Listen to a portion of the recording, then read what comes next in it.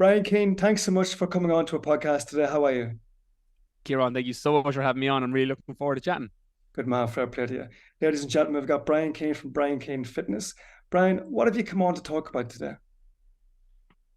My main goal today, as I mentioned to Kieran right before we came on, is just to try and provide value in any way that I can, whether that's through expertise or through some of my experiences. I've been very fortunate with the way my life has gone over the last 10 years in particular, that any direction you want to go, I'm happy to go on. Fantastic. Brian, you mentioned the last 10 years. I mean, you're very busy on social media. Your stuff is absolutely fantastic. What I love about your stuff, it's so relatable, so relatable. But just take us back. Where did it all begin? If we go back probably more than 10 years ago, 12 years ago to be exact, I think, if I'm not mistaken, I was a primary school teacher. So we actually have a mutual friend. We were talking about Noel Tui in email. Clive sent over the email, my assistant. And I was like, oh, that's Noel. And that's how he knows Kieran. We met in my undergraduate in Sligo. I did a business course and then went on to do a postgraduate in teaching in London. And I was actually a primary school teacher for 4 years, 3.5 years. But I had a little bit of a, I would say, come to Jesus moment because I'm not religious at all. But I had done my 4 years undergraduate, 1 year postgraduate in London, walked into a teaching job in London because I was a male teacher into sport. I literally had a pick of jobs. And I was about half an hour into my first day of teaching, which was a year 3 classroom, so 37-year-old kids in front of me. And I thought to myself, I don't want to do this. I don't want to be a teacher. And I had what I've since used in books, the fitness mindset, my first one in particular, and I've now labeled it that I felt like I had spent years climbing a ladder only to realize it was up against the wrong wall. And fast forward 4 months later, that Christmas, I was coming home and I was having a real pity party for myself, Kieran, with my mum, who's always been my biggest fan, still is to this day. And I was complaining about my work. I was like, I hate it. And she asked me a question that I've since put to thousands of people at this stage between my podcasts and books and social media. And she said, what would you do for free? And I thought about it and I said, oh, I never thought about that. But I would work in a gym for free. I was like, if I was cleaning the floor in a gym, I would be so happy just to be in that environment. And I started to pull on that thread and I realized that, you could be a fitness trainer and a coach in a gym. And I went back to London the next month in January. I signed up to a level 2 fitness instructor course. And I had what was possibly the complete opposite experience to my first day as a teacher when I walked into this dank room in West London in a gym, in the back room of a gym. And I thought, this is where I'm supposed to be. I was like, I don't know what it looks like, but I'm in the right place. My ladder's up against the right wall. I'm at the bottom of the ladder, but it's up against the right wall. And fast forward 12 years, I still worked as a teacher for 2 of those years. And I worked as a personal trainer in a gym at nighttime and at weekends. And in 2014, I made the jump and decided, well, I'm going to move back to Ireland. I moved back in with my mum and dad into this tiny little box room. My sister gave me a old little Toyota Yaris, one of those cars that when you close the front door, all four windows fall down. But it got me to the gym initially. And I said, okay, I'm going to give it 6 months. If the fitness personal training business as a full-time job doesn't work in 6 months, I'll go back and I'll try and get a teaching job for that September. But it went better than I ever thought. It actually got to the point that I was so busy, I had to bring on other trainers underneath me to clear a waiting list. And over the next few years, I moved online. I've written 4 books, 3 of them bestsellers. One of my podcasts is one of the top health podcasts in the world in terms of download numbers. I get to work with people in programs and do and work with people in courses and consulting that I would still do for free to this day. I still follow that principle 12 years later. And I'm very fortunate with the things that have happened and the life that I've got to live with all the challenges that I get to do and the places I get to visit and the experiences I get to have. But a lot of it came down to that. What would I do for free? And then pulling that thread and following that path. Such a powerful question from your mother there. Very it's not the usual mum son kind of conversation, So fair play to her. She kind of ignited that within you. What would you say is your, key ingredient, Brian? What makes you so successful? It's, I think it's funny because I think I'm quite clear thinking. on what I want to do, who I want to be with, and where I want to spend the energy. And from the outside looking in, it looks like I'm quite disciplined. And I would say I'm probably somewhat disciplined when it comes to the way that I eat, the way that I train, the way that I show up for my work and what I do. But I think I'm quite clear on what's important to me. I'm very clear on my values, my daughter, my family, serving people online and making sure that, my whole profile on social is to try and make the internet a little bit of a better place because I'm here. Like, there's so much negativity. It's why I don't call out accounts. It's why I'm not a prick to people online. I don't want to add more fuel to that negativity fire on social. So I have my North Stars that I work towards, and I'm very clear, and I don't go away from those even when there's external pressure to maybe do so to get more followers, or earn more money, or get different opportunities. I'd rather stick to my path. And I think that clarity, because success is such a subjective term, I think I'm successful because I've got a good balance. I have a great relationship with the people that are closest to me. I think if you ask any of the 5 or 10 people who I spend the most time with, they're all people who would have really nice things to say about me. And that's by design. I never wanted to be the person that had 1 million followers or 100,000 followers or a big presence and their family hated them. So I stick with that. And I think as long as I hold those values consistently, all the other success that comes with it is nearly a byproduct, because I'm actually focusing most of my attention on the things that, are important to me. And weirdly, they fall outside of a lot of the things that would be seen as external success when it comes to business, money, finances, challenges, fitness, physique, etc. So yeah, it's an interesting question, but and probably a different answer to what was expected, but it's the truth for me. Yeah, well, I actually love it, and I genuinely mean that. I think your answer is just fantastic, and it's so grounded, and it's so Irish, and it's so passionate. I really, really love it. And you highlighted, how do we measure success, and there's different, definitions of success. There's lots of young people you, chasing what you're doing, wanting your life, you know, and going to extreme circumstances to get there. Tell the audience a bit about the industry and maybe the challenges associated with the fitness industry. Well, it's a great question, Kieran, because one of the things I didn't know, and I'm going to be 36 in December, but one of the things that I didn't know when I was 26, 23, 22 was how important not only focusing on the outcome and the goal you're looking to achieve is, but the process as to how you get there. And I didn't understand that 10 years ago. I didn't understand that 12 years ago. And one of the biggest challenges people face in fitness and in life in general, I think, is the obsession with the outcome. And I'll put my hand up because that was me. I was obsessed with the outcome. I didn't care how I got there as long as I got there. And that was to detriment of my health at times. Definitely a detriment to my mental health at times, because I was stressed out and anxious all the time. And that led me down a path of feeling very unfulfilled with what I was doing. And although I was rising in fitness, and my name and my brand was building, in the early days of it, it didn't really feel in alignment with what I should be doing. I initially came into the fitness scene through competitive bodybuilding and fitness modeling competitions and physique competitions and things along those lines. And my social media, in particular, in say 2015, when I was traveling around the world for photo shoots for things like magazines and bodybuilding competitions and fitness model competitions, it was all me. And it was a selfie of me, and it was a shirtless photo of me, and it was a topless workout of me. And when my daughter was born in 2015, in May 2015, I was preparing for the Fitness Model World Championships in Vegas that August. And as soon as she was born, and I'd say it was within definitely 2 or 3 minutes of her being born, literally when they put into my arms, I thought, I'm not bodybuilding anymore. I was like, I can't do this. I was like, I'm actually going to be a crap dad. I'm calorie depleted all the time. My body's aching from overtraining. I feel really undernourished. I'm going to be a rubbish dad.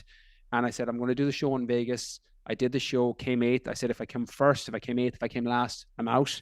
And then from September 2015, I started to shift towards that philosophy that you find yourself when you lose yourself in the service of others. And I started to think about all the things I had knowledge in. And I had sports nutrition as a background, strength and conditioning. I was a qualified personal trainer. I said, I'm going to switch my content towards how can I help the people following me. And in this day and age, in 2023, 2024, one of the things that I won't say I pride myself in, because pride always comes before the fall, but one of the things that I try and hold is I never want people to follow me. And if someone asks, why do you follow Brian Keane Fitness, they can't answer. And I think pre 2015, people wouldn't have had an answer for that. It would be like, oh, I don't know. He looks good. Might get a workout idea. I wouldn't know what the answer is. Whereas now I think it's very clear why people do, because I'm either providing value or I'm bringing interesting conversations and people they don't know about. I'm potentially educating them towards a goal they're trying to achieve. And it's very clear that if you ask the people who follow me, there's a reason for it. And once I shifted my mindset towards that, my business grew, my fulfillment within the business grew. And now I do still, as I said, things that I would do for free. So it's an interesting dynamic, because I think I've probably came full circle with it. And I think if I could go back, I would have cut the learning curve sooner and try to serve more people as opposed to just trying to serve myself. I think Zig Ziglar said it, that you'll get everything you want if you get everything you want in life if you just help people get what they want. And I couldn't believe in that more. Nasty, Brian. Excuse me, Brian. The PT industry has changed massively in the last 20, possibly 10 years. And a PT 20 years ago was somebody who knew how to train, who knew a bit about nutrition, But now you have to be everything. You have to, your social media has to be top notch. You need to know how to do a video, edit a video, captions, all of this stuff. But essentially, you have to sell yourself, because if you cannot sell yourself, you're not going to have a company, a brand, a product. Tell us about your daily kind of routines around doing all this kind of stuff, because I'm guessing when I see your work, you're putting lots of time into this. I would say one of my superpowers is my focus and deep work on what I do, because I actually don't work anywhere near as long as most people think from the amount of content I produce.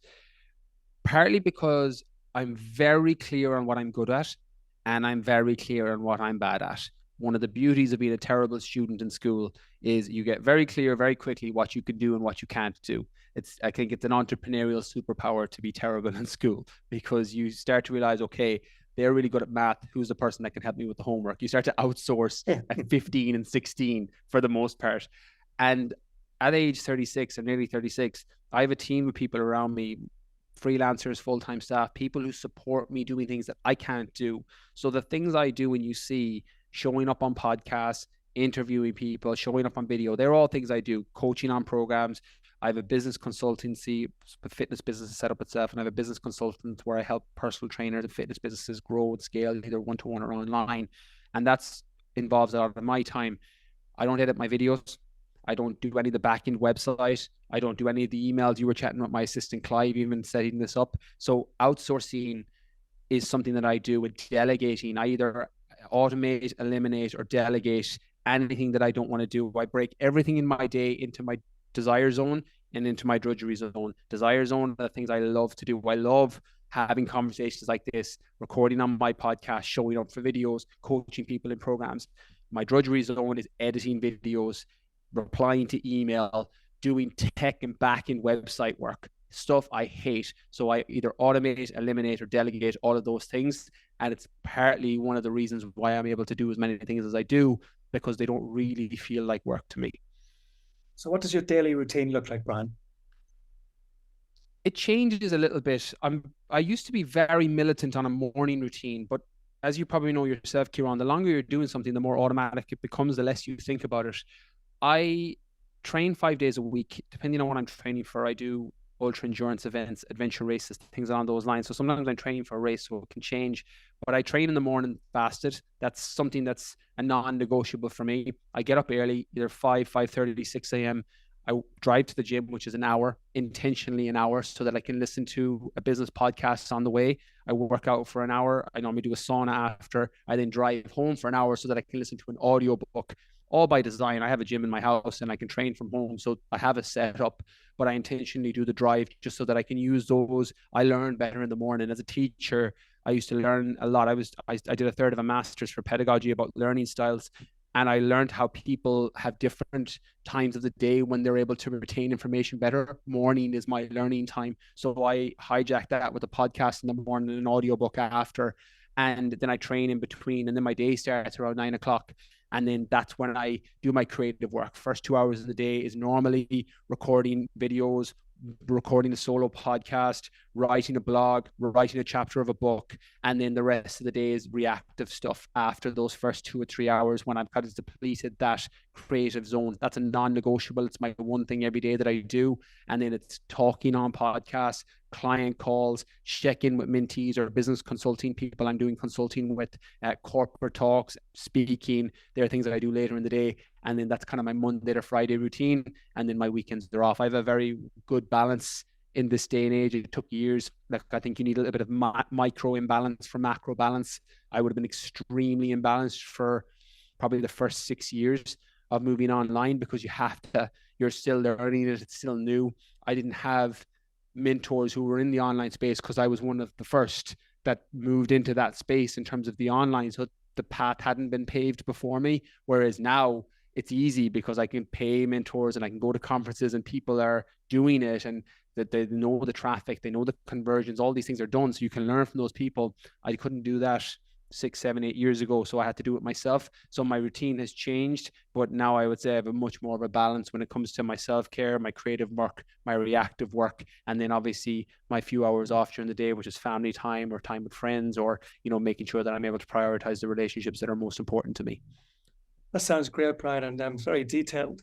Commitment and dedication is clearly, a massive value of yours. And, I'm thinking of your clients, your type of client, the people who approach you.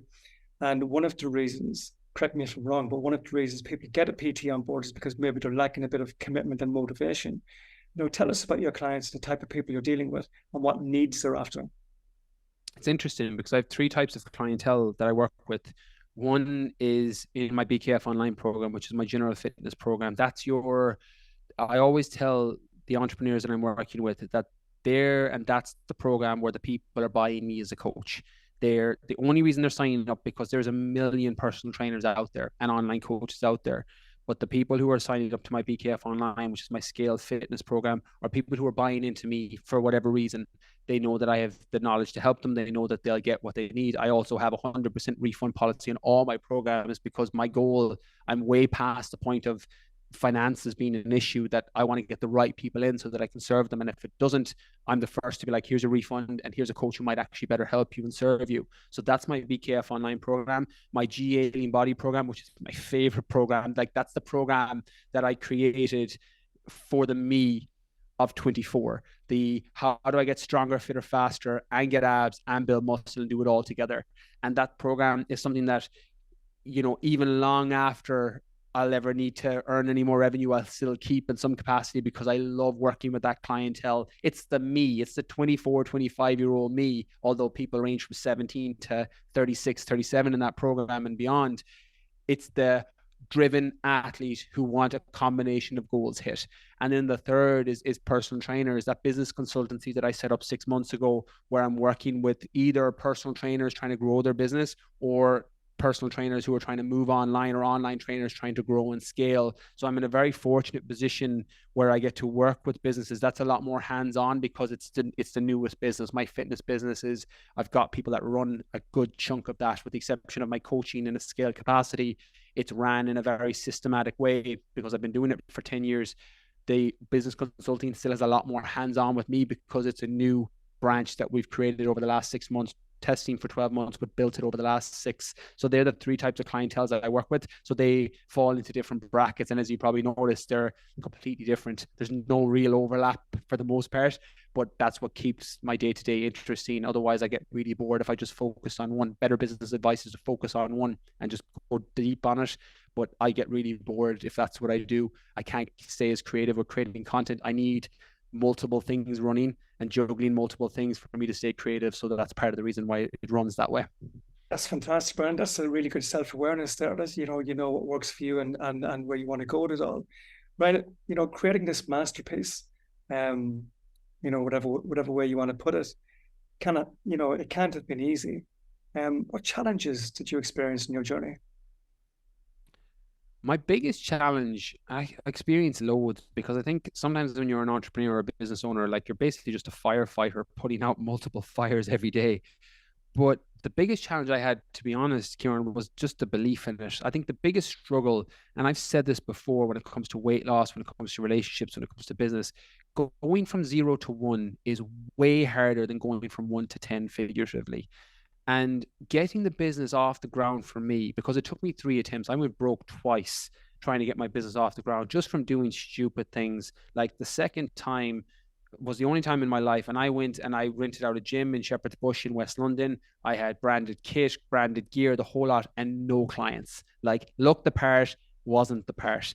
And it was the first time in my life ever when my bank account read 0 0 0 0 0 0. That was the only time ever where it read like I didn't even have enough to take a tenner out. And I went down the back of my couch in London, in West London at the time, to get money for the bus so that I could get to the bank to get an overdraft to pay my rent that month. And that's when I was like, okay, I'm done. This isn't me. I'm not going to be able to run a business. I'm not an entrepreneur. I just need to go back teaching. So I went tail between my legs, took a teaching job in London again. And just by chance, about a month into it, one of the girls who was a teacher in the classroom across from me was preparing for a wedding and was like, look, you're a personal trainer. Will you prepare me for my wedding? And I was like, oh, I don't really do that anymore. And she was like, look, I'll pay you in cash. The girl could have come after me now for my 20 quid cash in hand from London from 12 years ago or whatever it was. But she's like, I'll pay you in cash. We can do it in the park. You don't need any equipment. Just, I hate training. I hate fitness and I need somebody to help me. So I said, okay, I'll help you.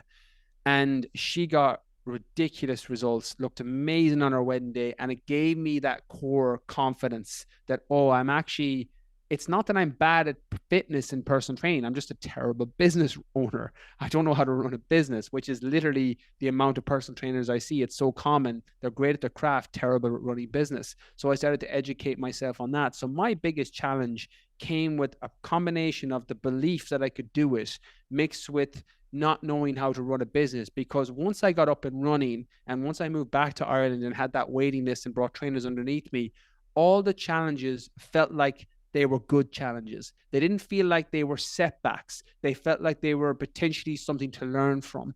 And it's been like that for the last 10 or 11 years. And I think when your ladder is up against the right wall, your framing and the way you see the situation changes completely. So I would say my biggest challenge was in the initial stages, going from 0 to 1 compared to going from a figurative 1 to 10. And just on that, Brian, what advice would you give to young people, men and women out there who aspire to be doing what you're doing? I would say, particularly when it comes to doing what I'm doing, you're never, and I've used this line, I've had Joe Wicks on my podcast, the body coach, and I've had James Smith on my podcast, who's a very successful business owner and author as well. And they're two examples I use because they're two completely different people in the fitness industry. Joe is very, positivity and by his own admission, a bit vanilla to people, whereas James is very argumentative and splits people like Marmite. And something I've told my personal trainers and entrepreneurs, you'll never out Joe Wicks, and you'll never out James Smith. Same way as you'll never out Brian Keane. And I think the best advice I would offer is you have to lean into you and lean into your story. And you might think it's super boring, but it's your truth and it's your reality. And it's the thing that's going to allow you to connect with people. Things that I've struggled with in my life, mental health, being like, I was a suicidal teen. I've talked about this on my podcast, serious issues with mental health, disordered eating patterns off the back of bodybuilding, body dysmorphia off the back of that. All these things that to me, I won't even say felt boring, but I didn't feel comfortable sharing, were the things that actually brought people into my ecosystem and brought them closer to me. And when I started to lean into that, and it doesn't have to be that extreme, my GA Lean Body program of, this is the program I wanted to create and I needed for the me of 24, that gave me a whole business model and program to run off. So I think leaning into your story, because there's this, if you think of a Venn diagram, and I get all my business that I work with to do this, you want to ask, well, what's different about you? Why should people work with you? What's your area of expertise where you can serve them? And how are you going to communicate that with people? And once you hit those three things, it's just a consistency game after that, because you have something uniquely you that's going to help people. The same as if you put me working with perimenopausal women, I just wouldn't have the same interest to learn about that. I'm interested in it to a degree, but to specialize in it, it's not my space. But you tell me to work with a GEA player who wants to get a six pack and get faster and blitz and get onto their first team, I'm all in on that. So not everybody has that response. So you're looking for that feedback on what gets you excited when you think about a particular space within fitness, and then you follow that road. Ryan, you mentioned your mental health. What do you do for your own self-care? How did you overcome these challenges you mentioned? A long road, a very, very long path when it came to a lot of it was anxiety more so than, and I've had stages of environmental depression, all nearly all self-inflicted from making stupid choices, being around bad people, doing things that I knew made me feel worse when it came to drugs and alcohol and escapism, stupid decisions. But a lot of it was anxiety and just constantly overthinking. My self-care is something that's a high priority now. Training is a big one for me, but training within a certain zone because I can overtrain very quickly. So with the exception of strategic overtraining in the lead up to a race, I back right off the rest of the year if my body needs it, because that stress response can make me really anxious and makes a lot of people really anxious. It's just a physiological response of your cortisol and stress hormone being way too high. So I look at my training, I look at things like heat exposure in the sauna, cold exposure, nourishment and nourishing food, my sleep, massive, something that I just completely didn't prioritize until I probably turned 26, 27. I was the team no sleep person, which is as stupid as you can get when I think back. And I just do those things consistently now. I'm very aware of my inner circle. If there's an emotional vampire, if somebody's given me a yellow or a red flag with their energy, whether they're a family member or a friend, I spend very little time with those people. So I don't get drained by things that are out of my control. They're all things that deplete me by intention. I'm training hard. I'm being super present with loved ones. I'm putting time and energy into my work. I'm getting depleted in a way that I want to get depleted in because it's serving a greater purpose, not because something external or somebody external is taking it from me. And once I do those things consistently, my mental health stays pretty good. Really great answer, Brian. And I'm sure a lot of our listeners out there can resonate. I find a lot of times that people, when it comes to mental health and the things that they can do for themselves, until they try these things, they don't see the results. People are very skeptical. I mentioned a lot about breath work, the ice baths, just simple exercise, but it helps so much. And, you got to give it a go. You got to try it. Ryan, before you go, what's next for you? It's interesting because if you asked me, Kieran, 5 years ago, 10 years ago, I could always tell you what was next in life because I was always working towards a big goal. And with the exception of the business consulting and building that up, which has me very excited, I'm very selective with the people I work with, and that's just because I'm in a very fortunate position financially where I don't have to worry about money. I can pick and choose who I want to work with. So growing that, releasing the next book, which I'm working on, although it's a struggle. Like I'm at the really messy point where I'm trying to figure out a title and tie it all together. And the last hurdle and the last two or three hurdles of a book is always really tricky. I've written four, this will be my fifth. And those two things right now have me most excited. So they're the focus for next. But as long as I'm waking up every day and I'm jumping out of bed because I'm excited what I'm doing and I'm enjoying that process, that's the thing that ultimately is most important to me. Ryan, all your answers were just top notch, and I could talk to you all day. Loads of stuff I wanted to cover, the rugby, the GA, everything, but maybe another time. Brian, how can people find you? Thanks so much, Kieran. Yeah, 100%. Round two, we'll talk all GA, rugby, and everything. For those who want to find me, the Brian Keane podcast is where I get to chat to incredible people. I've had some of the world's top performers on there when it comes to athletes, New York Times bestselling authors, and just people that I'm blessed to have conversations with. And in my Instagram, Brian_Kean_fitness, I'm on there. I put out reels, I put out content. Anyone that wants to hit me up on DM, you'll get me directly on there too. Fantastic. Brian, you're an absolute inspiration to many people out there. I'm sure your lecturers back at Sligo IT today are very proud of you. Thanks so much, Kieran. All the best, Brian. Take care. You too, mate.